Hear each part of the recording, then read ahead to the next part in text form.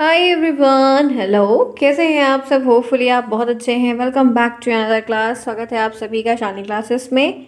आज हम पेपर 2 को फिर डिस्कस करेंगे। पेपर 2 के टॉपिक्स का पीडीएफ मैंने लगातार बनाकर लिया हुआ है बिकॉज ये भी पीछे है ना, तो इन्हें कवर करना तो बनता ही बनता है। तो यहाँ पर हम टॉपिक डिस्कस करेंगे पेपर 2 का। सेम चीज़, 50 नंबर का पेपर, 40 प्रश्न और 15 एमसीक्यूज़। और ये ध्यान रखिएगा, इनमें डेट बहुत ज़्यादा है, इनमें डेट बहुत ज़्यादा है, योजनाएं बहुत ज़्यादा हैं। तो उस हिसाब से भी आपको तैयारी करनी होगी। इतना आप लोग ध्यान में रख कर चलिएगा, ठीक है। इनके डेट से एमसीक्यूज़ बहुत आते हैं और हमें याद करना पड़ेगा। हाँ, बस प्रॉफिट इतना है कि कुछ चीज़ें ऐसी हैं जो पेपर 1 पेपर 2 में दोनों में सिमिलर है। तो चलिए, आप जुड़े हैं मेरे साथ। सभी को राधे राधे, जय श्री कृष्णा, राम राम। करने वाले हैं हम अच्छा सा टॉपिक डिस्कस। और मालूम है, मैं आज 2 से 3 टॉपिक एक साथ ही एक ही वीडियो में बताऊंगी, और जितना बताऊंगी उससे ज़्यादा मत पढ़िएगा। नहीं आएगा, नहीं आएगा, नहीं आएगा। क्लियर? आइए देखते हैं। एक काम और करना है, मालूम है क्या? अगर अभी तक चैनल को सब्सक्राइब नहीं किया है अपने हाथों से तो कर लीजिए। बेल आइकन को ऑन रखें, टेलीग्राम को ज्वाइन करिए अपने एग्ज़ाम होने तक। 1 महीने में एग्ज़ाम हो जाएगा, हर हाल में हो जाएगा। डेट के लिए मत परेशान होइएगा, जैसे कोई अपडेट मिलेगी आपको ज़रूर बताया जाएगा। पढ़ाई में लगे रहिए, अपना हार्डवर्क देते रहिए, रिजल्ट भी अच्छा मिलेगा। आइए बढ़ते हैं आगे। जो टॉपिक है जिसके बारे में आज हम पढ़ेंगे वो है इंग्लिश में पी मोस्ट। इंग्लिश में कहते हैं पी मोस्ट प्रोग्राम। इसके जो ये प्रोग्राम के बारे में है, इनका जो सबसे पहले ये हिंदी का फुल फॉर्म है, ये तैयार रखिएगा। एमसीक्यू भी बनता है, लिखने को भी आता है कि पूरा फुल फॉर्म लिखिए, पूरा पूरा नाम लिखिए। तो पी मोस्ट का जो हिंदी में नाम है वो है सेवारत अध्यापकों का विस्तृत अभिन्यास कार्यक्रम। इस तरीके से मिलता जुलता 3-4 है जो आपके इस सिलेबस में दिया गया है, और सेम ही जैसा है। तो हमको चारों के चारों याद करने हैं। क्यों? क्योंकि कौन सा हमसे पूछेगा ये हमें और आपको नहीं मालूम है, तो ये आपको पता होना चाहिए। तो पी मोस्ट कार्यक्रम की जो बात की गई वो सेवारत अध्यापकों का विस्तृत अभिन्यास कार्यक्रम है। सबसे पहली हेडिंग का सबसे पहला क्वेश्चन ही आपके लिए काफ़ी इंपॉर्टेंट है, तो ध्यान रखिएगा। अब ये होता क्या है? तो प्रोग्राम से कुछ दिमाग में टैली करता है कि कुछ योजना ज़रूर होगी, कुछ चेंज करना होगा, कुछ अपडेट करना होगा, या कुछ नया करना होगा। कुछ ऐसी चीज़ें हैं जो इनमें होंगी। आइए जानते हैं। लिखा हुआ है कि एनसीईआरटी नई दिल्ली के द्वारा, एनसीईआरटी, ठीक है। एनसीईआरटी का फुल फॉर्म ध्यान रखिएगा, आपके पेपर में आता है। एनसीईआरटी का मुख्यालय पूछा जाता है। ये सारी चीज़ें हमको पता होनी चाहिए। मैं आपको हिंट के तौर पर बताती चल रही हूँ, नोट डाउन करते चलिए, बात को सुनते चलिए।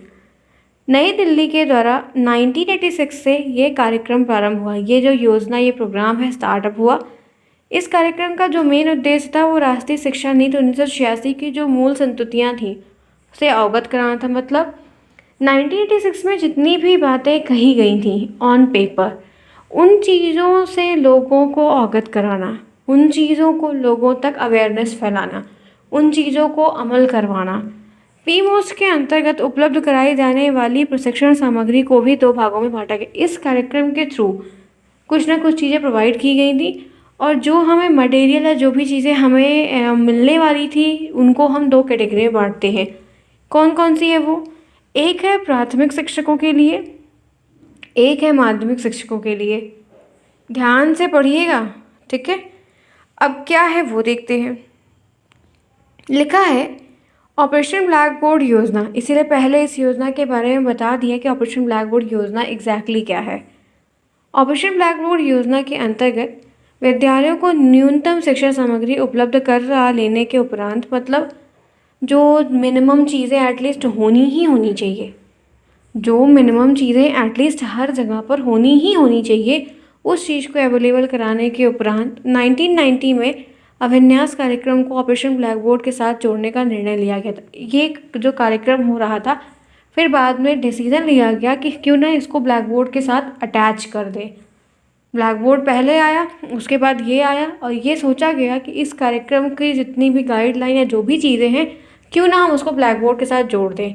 इसी निर्णय के अकॉर्डिंग एक नई प्रशिक्षण सामग्री की संरचना की बात कही गई, जिसमें ऑपरेशन ब्लैक बोर्ड के अंतर्गत उपलब्ध कराई गई सामग्री के समुचित प्रयोग की बात पर बल दिया गया कि जो कुछ भी गवर्नमेंट ऑपरेशन ब्लैक बोर्ड के थ्रू हर एक विद्यालय में at the minimum rate available करवा रही है, जो कई सालों से होना चाहिए था, जो कि अभी तक नहीं था।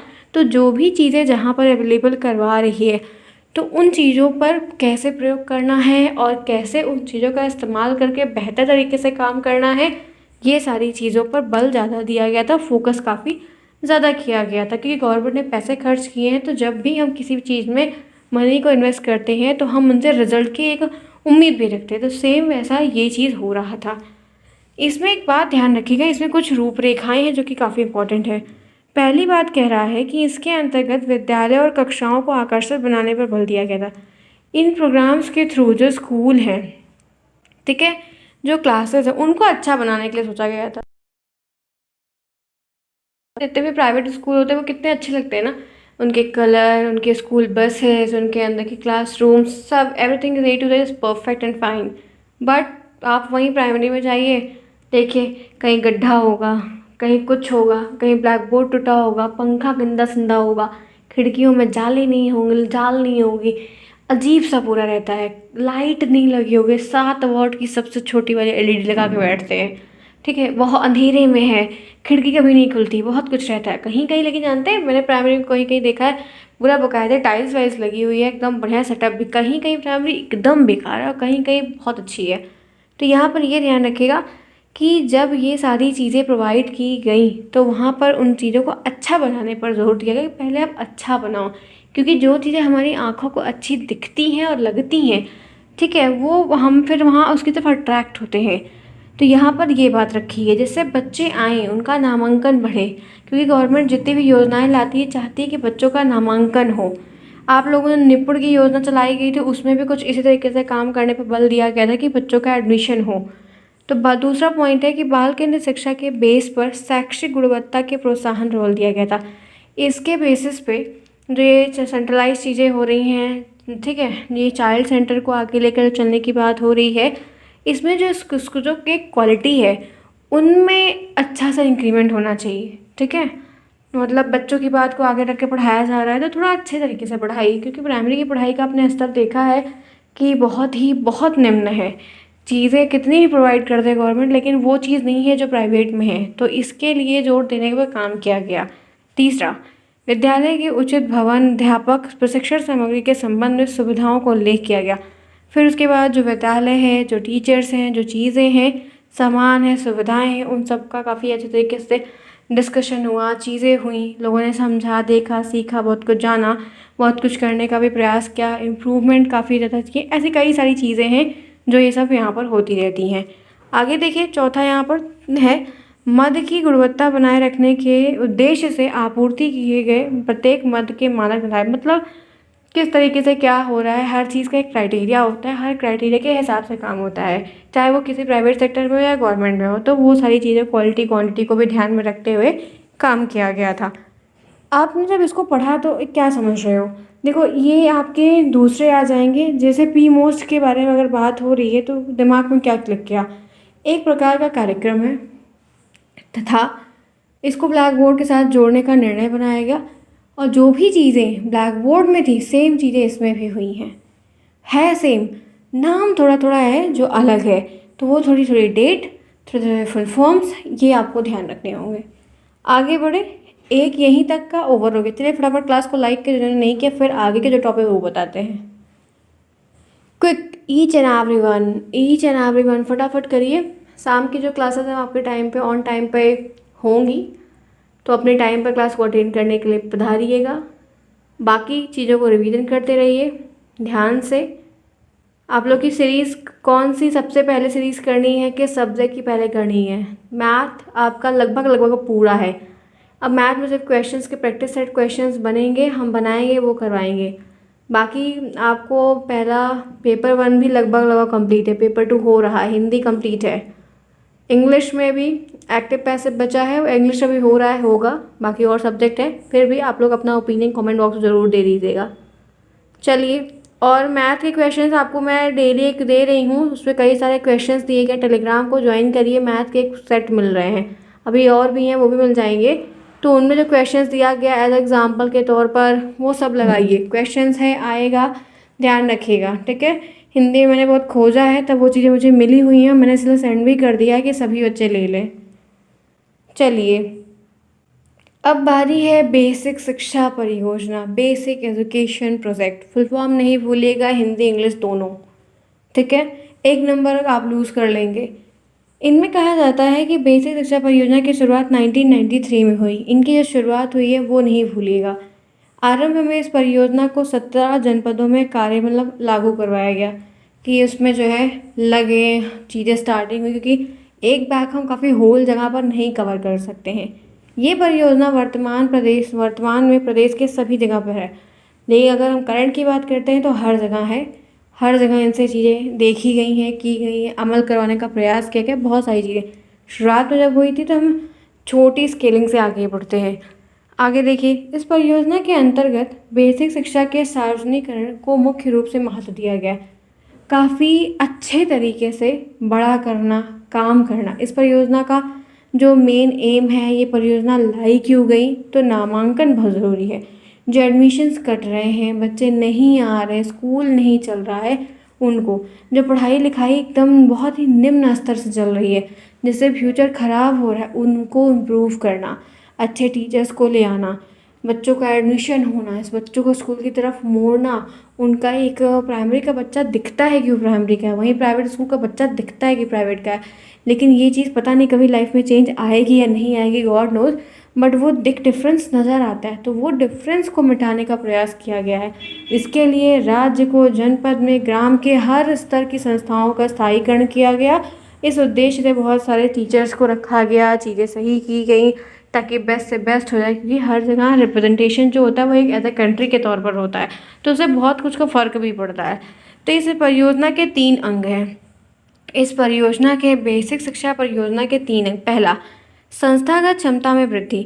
इसके अंतर्गत राज्य, जनपद, स्थानीय स्तरों पर नियोजन और प्रबंधन में सहयोग करने वाली इकाइयों को स्थापना करके 6 से 14 के लिए नामांकन की सुनिश्चित करना, मतलब फ्री पढ़ाई होगी और 6 से 14 के बच्चों को इनकरेज करो वो वहाँ पर पढ़ने के लिए आएँ जो नहीं आ रहे, चाहे वो लड़की हो चाहे वो लड़का हो, कोई भी ऐसा विवाद नहीं है। बच्चों को पढ़ने की तरफ रुख किया जाए, उनको मोड़ा जाए ताकि वो आएँ। दूसरा पॉइंट है गुणवत्ता में सुधार करना, जो चेंजेस नहीं है उनमें चेंजेस का लाना। जैसे बहुत सारी क्वालिटी ख़राब है, बहुत सारी चीज़ें। अब आप इसमें देखोगे जो चेंजेस करने हैं वहाँ पर आपको संशोधन करना है, पाठ्य पुस्तकों को बदलना है, जो पुराने समय से चलते आ रहे हैं रिपीट पे रिपीट, उनमें चेंज करो। अलग अलग पब्लिकेशंस की बुक्स को यूज़ करो जिसके फ़ॉन्ट अच्छे हों, जिनमें मैटर अच्छा हो, वो सारी चीज़ें।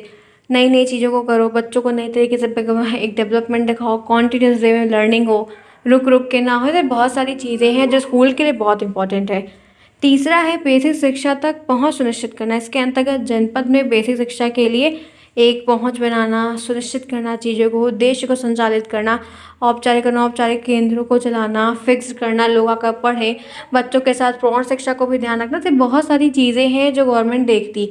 देखिए, आपको इनके जो नेम हैं, फुल फॉर्म्स हैं, कब लगे हैं, तो वो चीज़ें आएंगी। कुछ कुछ कभी हो सकता है इनका उद्देश्य या इनका लक्ष्य पूछ ले। तो ये देख रहे हो आप, जितने भी कार्यक्रम से परियोजना है सबके लक्ष्य एक जैसे हैं। तो आप कोई 2-3 भी याद रखते हैं, 5-6 लाइन भी याद रखते हैं अगर, तो आप सब में बनाकर थोड़ा थोड़ा चेंज करके लिख सकते हैं। इसी तरीके से लिखा ही जाता है, सबके थोड़ी याद होते हैं किसी को। तो 2 मैंने बता दिया। तीसरा है जो है वो जान करना है DPEP, district primary education program, जिला प्राथमिक शिक्षा कार्यक्रम। 3 बताऊंगी, तीनों बहुत इंपॉर्टेंट है, तीनों के क्वेश्चंस आते हैं, तैयार रखिएगा। तो कहते हैं कि इस DPEP परियोजना की शुरुआत उत्तर प्रदेश की सरकार के द्वारा की। कभी कभी पूछा जाता है किस सरकार ने किया, तो यूपी गवर्नमेंट ने किया। विश्व बैंक की सहायता से 1997 से 1989 में की गई थी। ये तारीख नहीं भूलिएगा। पहले चरण में जो पहला स्टेप था, इस परियोजना को केवल उन्हीं जनपदों में लागू किया गया जो साक्षरता सत्य से अत्यंत पिछड़े हुए थे, मतलब जो बहुत बहुत बैक साइड का एरियाज था, वहाँ पर लागू करने का प्रयास किया गया। इस जनपद की संख्या लगभग ऐसे जो जनपद है जो एकदम बैक है, एकदम पिछड़े हैं, उनकी संख्या 18 थी। जिसमें ये देख सकते हो गोंडा, सिद्धार्थनगर, बदायूं, आज भी गोंडा में बहुत अंदर जाओ तो बहुत पुराना है। बहराइच, बस्ती, ललितपुर, हमीरपुर, रायबरेली, बरेली, बाराबंकी, रामपुर, खीरी वगैरह वगैरह क्या क्या चीज़ें हैं, ये सारे के सारे यहाँ पर थे। तो ये हमारे यूपी के ज़िले हैं।